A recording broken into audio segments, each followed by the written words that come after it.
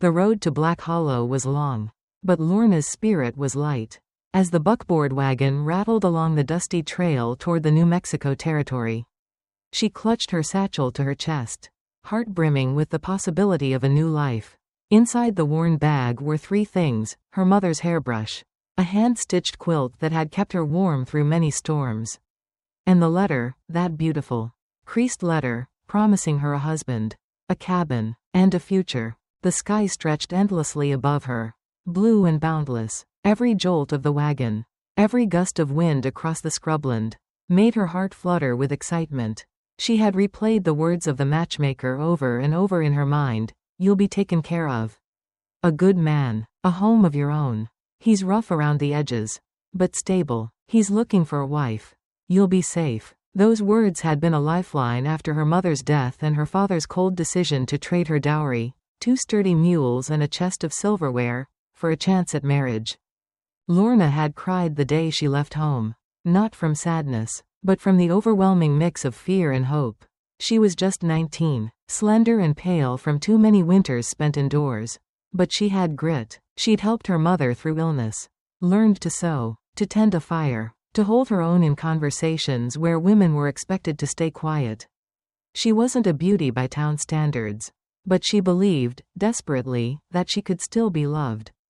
When the wagon driver called out, "Black Hollow," and pulled the reins, Lorna sat up straighter. She smoothed the creases of her dress and patted her hair, suddenly aware of every curl gone astray.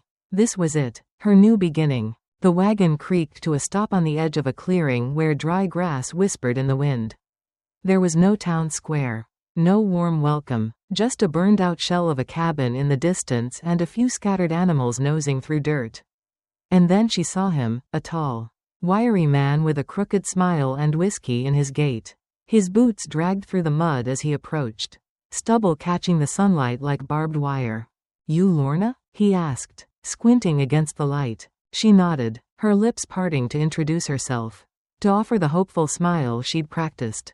But before she could speak, he waved a hand dismissively. "Your dowry's gone," he said. "Sold it last week. Whiskey don't buy itself." The words didn't register at first. She blinked, still trying to hold onto the smile. You sold everything?" she asked, voice barely audible. He shrugged, spat into the dirt, and muttered, "Cabin burned down last winter. You can sleep in the shed or keep walkin'. Don't much care." And with that, he turned and walked away. Lorna stood there, frozen. The wagon creaked back into motion behind her, dust rising in its wake. She didn't turn to watch it go, she couldn't. Her hands clenched the satchel so tightly her knuckles turned white. The future she'd imagined, the dinners by firelight, the stable roof over her head, the maybe someday children, crumbled like ash around her. The wind picked up, stinging her eyes. She wanted to scream, to run, to wake up. Instead, she sank slowly onto her trunk, legs folding under her like paper. The sun was high, hot on her skin, but she felt nothing but cold. She wasn't a bride, she wasn't a wife, she was a transaction that had already been spent. The betrayal stung deeper than she expected. Not just his, but her father's. He'd traded her away like livestock and never once asked if she wanted this. She had convinced herself it would all be worth it. That someone, somewhere, would be kind. She had never felt so foolish. Or so alone. The dust settled. Her dress stuck to her legs with sweat and grief. Her mouth was dry, her mind whirring with thoughts of how far she was from anything familiar. No money, no allies, no roof, no way back. Her chest ached, not from fear, but from something worse, the shattering of trust. She hugged her satchel tighter. The quilt inside suddenly felt like a relic from another life. Her mother's hairbrush, the last thing that had touched her mother's hands, now felt like a memory too soft for a place this cruel.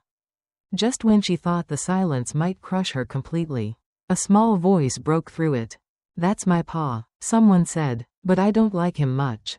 Startled, she looked up to see a boy, no more than 8 or 9, with long black hair and solemn eyes that looked far too old for his young face. He stepped out from behind the shadow of a dead mesquite. Not afraid, just quiet, observant. He looked at her not like someone curious, but like someone who had seen disappointment before. Who knew it, who recognized it in her.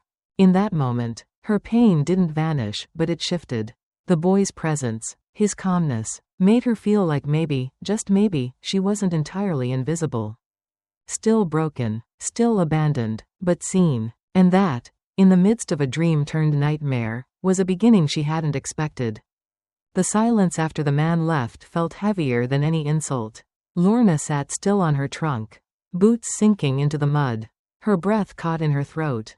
The dust from the wagon that had brought her here was still hanging in the air. Like the last trace of a lie. She had never felt so unmoored. Her hopes lay scattered around her like broken glass, sharp, useless, and painfully reflective. The cabin that was supposed to be hers was now just a charred skeleton in the distance. The man who had promised her a future had vanished into town, trailing the scent of whiskey and smoke behind him, leaving her not even a place to cry in peace. And then, a voice. "That's my pa," someone said quietly. Lorna turned her head and saw the boy. He was barefoot, thin, and still, standing just at the edge of the barn's shadow. His long, black hair hung loose over his shoulders, and his skin glowed bronze in the late afternoon sun. But it was his eyes that held her, eyes too still. Too quiet for someone so young. They weren't curious. They weren't afraid. They were knowing. "I don't like him much," he added after a pause. Lorna blinked, trying to make sense of the moment. Her throat was dry, and her heart was still hammering against the bones of her chest. But something in the boy's presence softened the edge of the panic inside her. He hadn't said hello. He hadn't asked her name. He had simply seen her, in all her humiliation, and stepped forward anyway. "What's your name?" she asked, her voice low and trembling. He hesitated. "They call me Watt," he said, like it was something he didn't quite own. "I don't think it's my real name. My mama was Apache." Lorna's breath caught in her throat again, but not from despair this time. That single admission, given so simply, so vulnerably, cracked something open in her. She clutched the quilt in her lap a little tighter. Her mother's stitching suddenly the only thing anchoring her to reality. "Where is she now?" she asked gently. Watt shrugged, then said in a voice like dust. "Gone, like your dowry." Lorna's lips parted, but no sound came out. She wanted to ask more, to say something kind, something useful, but before she could find the words, he moved closer. "You hungry?" The question hit her like a wave. She hadn't even noticed the hunger before, the dull, persistent ache beneath the shock. She looked up, startled, and saw that he was holding out something in his small, dirt-smudged hands. A piece of cornbread, cracked on one side, a little dry on the edges, but whole. "I saved it," he said, "in case someone better came." Lorna didn't know whether to laugh or cry. She felt both rise in her throat, a giggle caught on a sob, but all that came out was a strangled "Thank you." Her hands shook as she reached for the bread. She didn't eat it right away. She just held it, the warmth of it seeping into her fingers like the first fire after a long cold. "I can't stay where I'm not wanted," she murmured. Watt didn't move. "Then don't stay for him," he said. "Stay for me." There it was, the invitation, not from a man, not from a matchmaker, from a boy with a stranger's name and a steady gaze, a boy who had waited to give his last piece of bread to someone who might deserve it. She didn't know what made her take it, or why her heart, cold and beaten down just moments ago, began to beat again the moment she did. But she knew that something shifted right then and there. Something tender, small, but unbreakable. That night, she found shelter in the barn. The hay was rough. The air smelled of old horses and dust. And the wind moaned through the slats like a song with no end. But it was dry, and the horses didn't seem to mind her. Watt returned with a rough blanket that smelled of pine and smoke. He didn't ask for permission. He just laid it beside her. "He won't let you in the house," he said. "He only lets in women who scream at him or leave after 2 days." Lorna stared at him. "Where do you sleep usually?" He didn't answer. He just lay down beside her. Not too close, but not far either. Like he had done this before. Like this, 2 people sharing the same barn, was something he understood more than a proper family table or a safe bed. She curled her arms around her satchel and lay against the barn wall, her ears full of the creak of old beams and the breathing of horses. But most of all, she listened to the sound of water humming, not actual water. Just a sound like it. Soft, like wind through dry grass. She slept. Not well, not deeply, but enough to dream of something that wasn't ending. In the morning, she awoke to find a tin cup beside her, half full of lukewarm coffee. Watt was already feeding the horse with the crooked leg, speaking to it in Apache. His voice was low, rhythmic, like he was passing on something sacred. "You learned that from your mother?" she asked, rubbing her eyes. He nodded. "She said names matter," he said, "and so do mornings. You should always give someone something warm to wake up to." Lorna took a sip from the mug. It was bitter and thin, but it made her eyes sting, not from the taste, but from the kindness. In a world that had sold her, burned her home, and left her with nothing, a child had saved her. Not with grand gestures, not with promises, just a piece of cornbread, a blanket, and a place to sleep where no one yelled. It wasn't much, but it was enough to begin. Lorna never asked to be a wife. Not after the way she'd been delivered and discarded like livestock. She didn't come to the cabin to rule it. And she didn't try to fit herself into the image of what women were expected to be in this land, docile, desperate, or loud enough to be noticed. Instead, she stayed. She stayed in the barn those first few nights, among the horses and hay, wrapping herself in Watt's rough blanket and the silence of the hills.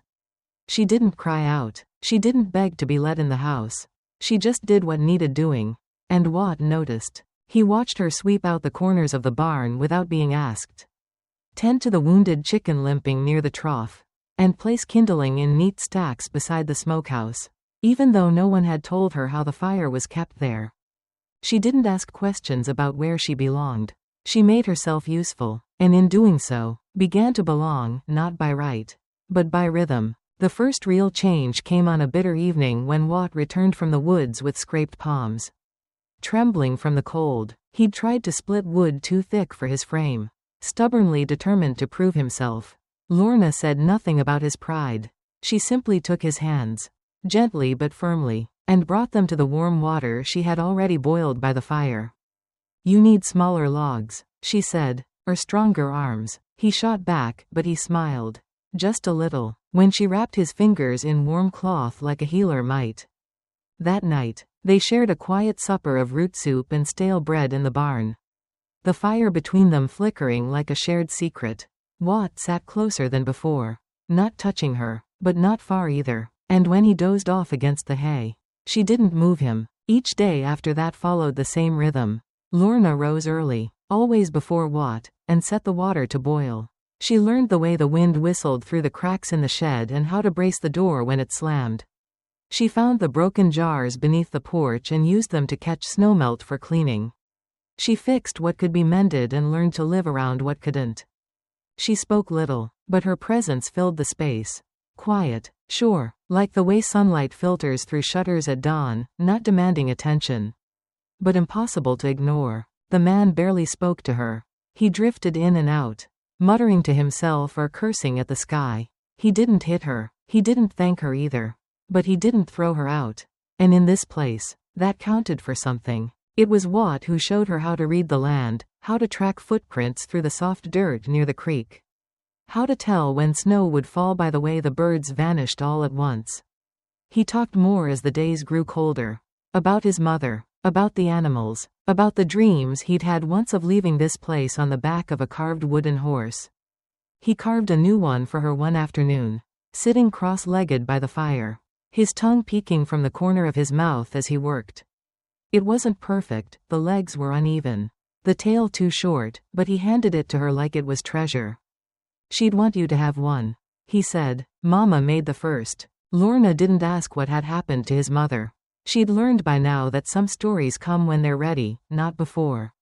Instead, she traced her fingers along the spine of the wooden horse and said, simply, "Thank you." Later that night, she placed it beside her bedroll in the barn, beside her mother's quilt. It felt right there, like it belonged to both women at once.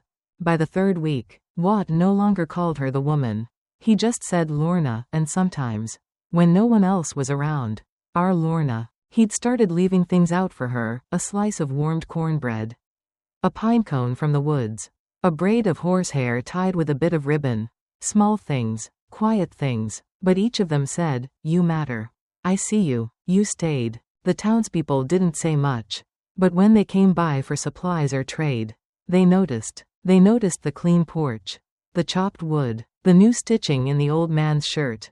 One woman nodded once when Lorna handed her a parcel. One man tipped his hat without sneering. It wasn't kindness, but it wasn't contempt either. The shift was small, subtle, but it was how belonging begins. One crisp evening, as twilight spilled blue across the hills, Watt sat on the barn step, staring at the sky. People usually leave, he said, but you're still here. Lorna knelt beside him, brushing his hair away from his eyes. Why do you think that is? She asked. He thought for a long time before answering. Maybe because you don't want to be loved just because you showed up. You want to earn it. That's how Ma was. Lorna felt a lump rise in her throat. Sharp and unexpected. She turned away for a moment, pretending to adjust her skirt. Then, softly, she said, I don't know how to be a mother. Watt leaned against her shoulder. Small and warm. You don't have to be. He murmured, just don't be the kind of woman who screams and leaves. She laughed through a quiet tear. I think I can manage that. That night, when she laid down her satchel and pulled the quilt over them both, she didn't feel like a visitor anymore. Not a burden, not a mistake, just someone who stayed. She didn't own the land. She hadn't married the man. She didn't carry the boy's blood. But her hands fed him. Her voice soothed him. Her presence filled the rooms in ways no dowry ever could. And slowly, without fanfare, without permission, she became the heart of a home. The day they rode into town, the sky was bright but the air was tight. The wagon creaked beneath them as the trail turned to dusted streets and crooked buildings. And Lorna could feel every pair of eyes waiting to land on them. The rancher said little, he never did, and Watt, sitting tall beside her, clutched the shopping list like it was a map to something sacred. Lorna had not been back since she first arrived in Black Hollow, back when she'd been dropped like a parcel. Left with nothing but a trunk and a name no one cared to remember. But now, the boy held her hand as they stepped down onto the worn wooden planks of the boardwalk. He didn't ask if he should. He just did, and her heart clenched in a way she hadn't felt since childhood. When someone had last reached for her without hesitation. Inside the apothecary, they bought cough syrup and wrapped herbs. At the thread shop, Watt held up spools of color, asking which matched the quilt she mended at night. It was the first time Lorna had ever stood in public as someone's person. Not a stranger or a burden. But peace is a fragile thing. It happened just outside the general store, where sun lit the windows and people loitered, half looking, half listening, as they always did. Lorna had just handed Watt a stick of rock candy when a voice rang out, slurred, sharp, and unmistakable. That her? The voice spat. The one I left in the hay? Lorna turned. The man stumbling from the saloon wore the same crooked smile she remembered, the one that had greeted her when her dowry was already gone. He looked older now, bloated with drink and bitterness, his eyes dull and wet. You ain't no mother, he barked. You're just a stray. That boy's mine. A few chuckles echoed in the dusty air. People froze, uncertain. No one stepped in. Then the man moved forward and grabbed Watt's shoulder. You're comin' with me, he growled. She ain't your blood. But Watt shook free with more force than his size should have allowed. He stood his ground, small but unyielding, and shouted loud enough for every head to turn. She's my ma. The world stopped. Watt's voice didn't waver. It didn't rise in fear. It rose in truth. She makes soup when I'm sick, he said, breath quickening. She cuts my hair. She knows which shoulder I cry on when I have bad dreams. The man stared at him like he'd been slapped.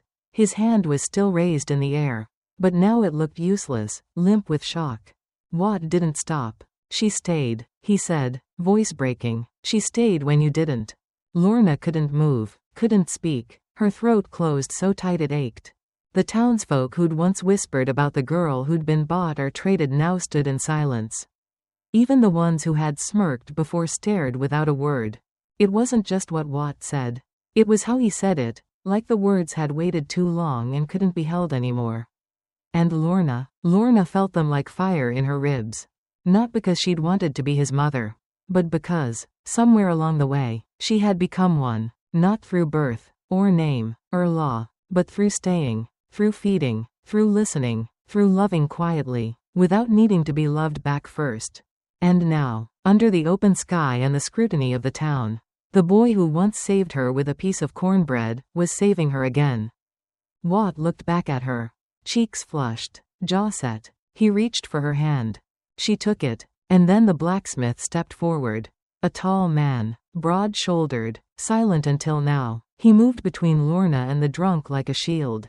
Others followed. No one said anything, but they stood there, not as saviors, but as witnesses. The man muttered something under his breath, turned, and stumbled away. The crowd slowly dispersed, and life in Black Hollow pretended to go on. But nothing was the same. Lorna stood in the quiet aftermath, her hand tingling from Watt's grip. She looked down at him, his back straight, his breath unsteady, his face half boy, half bravery, and she felt a kind of ache so full it didn't know if it wanted to weep or laugh.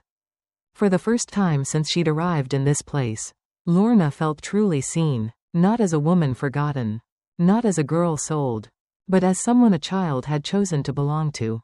That night, back on the mountain, they sat by the fire. Watt leaned into her side, his head heavy on her arm. The rancher didn't say much, just stacked wood by the porch. Quieter than usual, thoughtful in a way that made her stomach twist with things unnamed. When the fire crackled low, Lorna finally spoke. "You didn't have to do that," she whispered. "I know," Watt said, "but I wanted to." She ran her fingers through his hair, slow and gentle. "You were brave." He shrugged, trying to seem older than he was. "People needed to know." "And what about me?" she asked, her voice breaking around the edges. "Did I need to know too?" He looked up, eyes wide and soft. "You already did," he whispered. "You just didn't believe it yet." And Lorna, for all her strength, all her silence, let the tears come then. Not from sorrow, but from something deeper. Belonging. She wasn't a wife. She wasn't a servant. She wasn't passing through. She was someone's mother. Because he said so. Because he believed it before she dared to. And in that truth, whispered under the roof she helped hold up, Lorna finally felt the home she had been building, day by day, touch by touch, had finally built her back in return. Spring came early that year. Like even the land had grown tired of the long silence. The snow melted not with reluctance, but with relief, revealing soft green shoots beneath the cabin's eaves and the first blush of wildflowers along the ridge. The ground, once frozen solid, now yielded easily beneath Lorna's hands as she planted onions and thyme behind the barn.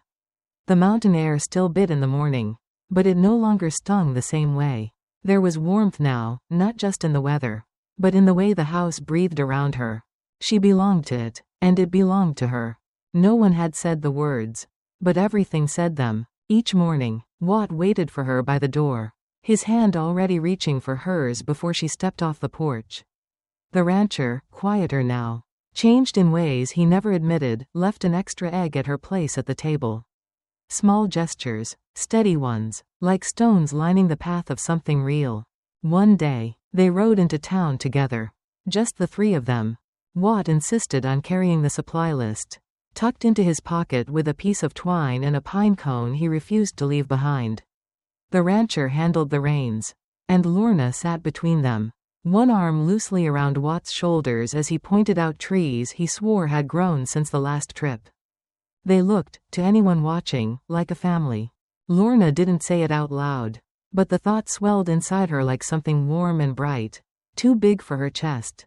She, who had arrived broken and unwanted, now laughed beside a boy who carved her trinkets and a man who had begun to say her name without flinching. She didn't wear a ring. She didn't bear the boy's blood. But she had braided his hair, sung to him by firelight, and sat beside his bed when the fever wouldn't break. If that wasn't motherhood, what was? When they reached town, Lorna felt the familiar pause, the one where people stop what they're doing just enough to notice. There were no pointed fingers, no laughter this time, just eyes. And then came the question. A woman, older, tall and sharp in the cheekbones, stepped out of the general store as they approached. She was the rancher's sister, the one who once handed Lorna a single coin and walked away in silence. The same woman now stood still, studying them. Her gaze dropped to Watt, then rose slowly to Lorna. "That your boy?" she asked, voice neutral but clear. Lorna felt her breath hitch. Not because she didn't know the answer, but because it was the first time anyone had asked it like it could be true. Watt looked up at her. Lips parted, unsure. His fingers slipped into hers again. Lorna didn't hesitate. "Yes," she said, voice steady, firm, full. "He's mine." The woman didn't smile, but she didn't scoff either. She simply nodded. "Strong one. Got good eyes." Then she turned and walked away. It wasn't an apology. It wasn't a welcome, but it wasn't rejection. And for Lorna, that was enough. Later that afternoon, after the wagon was unpacked and the supplies were tucked into their places, Lorna found Watt sitting on the porch steps, fiddling with something small in his hands. It was the tin star she'd found buried in the back of a drawer weeks ago. She had handed it to him without thinking, but he'd kept it ever since, polishing it with his shirt hem, tracing the edges as if it held some kind of truth he didn't yet understand. She knelt beside him. "Did you always want a mother?" she asked. Watt shrugged. "No." He looked up at her, eyes steady and older than any boy his age should carry. "I didn't know I needed one." Lorna swallowed hard, her throat thick. "And now?" she whispered. He didn't smile, but his voice was clear. "Sure," and so full of meaning it took her breath. "Now I know her name." She reached up and touched his cheek. Rough from sun and wind. Soft in the way all children are when they're finally safe. "What is it?" she asked gently. He looked her right in the eye. "Lorna," he said. "Just that. Not Ma, not Mama. Just Lorna." But it was the most sacred title she had ever carried. Because it wasn't assigned by duty, or forced by tradition, or claimed in blood. It was chosen, freely, lovingly, by the only heart that mattered. Behind them, the rancher stepped out with a sack of nails, pausing as he caught the end of the exchange. He didn't speak. He didn't need to. He simply stood there, quiet and steady, like a roof over both of them. And in that silence, Lorna realized the truth. She was no longer a guest here.